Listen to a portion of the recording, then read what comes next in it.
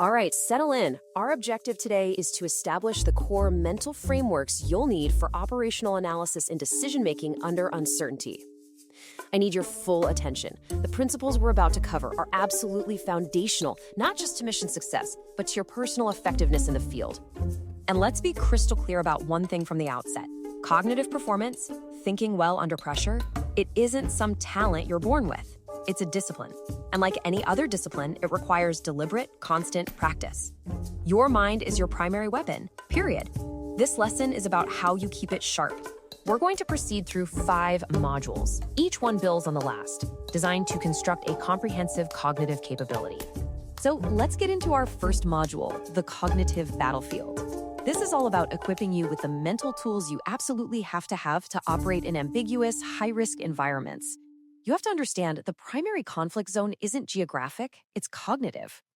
These are your objectives. You're going to master building situational awareness, learn to spot and neutralize your own biases, recognize deception, and turn all of this into actionable habits. By the time we're done, you won't just understand these principles, you'll know how to apply them.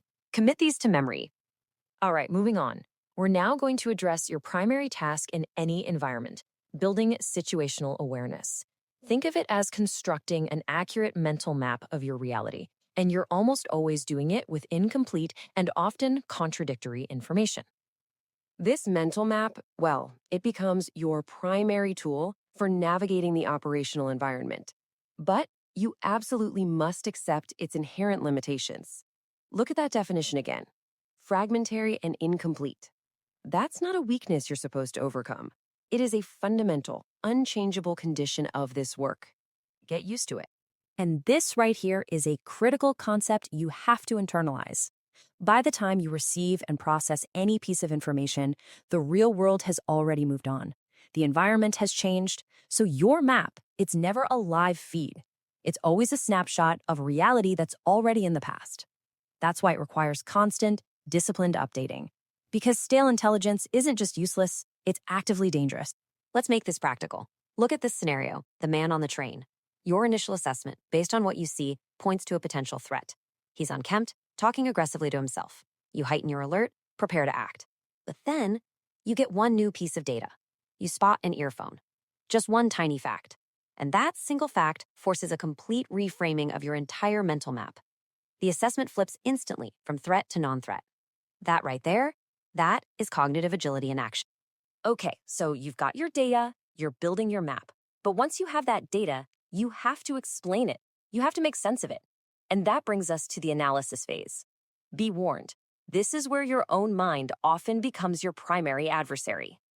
The first trap we'll cover is mirror imaging. It is, without a doubt, one of the most common and most dangerous analytical failures you can make. It's when you unconsciously assume that other people, especially your adversaries, will think and act just like you would. You project your logic, your values, your definition of reasonable onto someone who operates by a completely different calculus. It's a fatal assumption. Let's look at 2 real-world cases. In 1968, the analysis of Czechoslovakia failed because the assumption was that the Soviets were reasonable and would care about international opinion. A classic case of mirror imaging. The result? Strategic surprise. A catastrophic intelligence failure. Now, contrast that with Yugoslavia in 1990. The forecast was successful because analysts threw out Western norms. They focused exclusively on the internal history and dynamics of that region. The lesson couldn't be clearer. You analyze them on their terms, not yours. Now, what happens if you do everything right? Your analysis is perfect, but it gets ignored. This is a real phenomenon known as the Cassandra effect. And you have to understand, providing the correct analysis is completely useless if no one acts on it. Your job isn't just to be right, it's to be heard. So why do good warnings get ignored? Well, it usually comes down to a few things. Maybe they doubt your motives, think you have an agenda. Maybe it's warning fatigue, the boy who cried wolf. Or maybe the cost of acting on your warning is just too high, politically or financially. And sometimes it's just plain old magical thinking. A refusal to believe something bad can actually happen. You have to anticipate these human factors in your reporting. And this is what happens when analysis fails on a massive scale. The source known as Curveball. Look at his own words. I had the chance to fabricate something. A single, unvetted, fabricated source, driven by his own agenda, and it was used to justify a war. This is the ultimate consequence when cognitive discipline fails at an institutional level.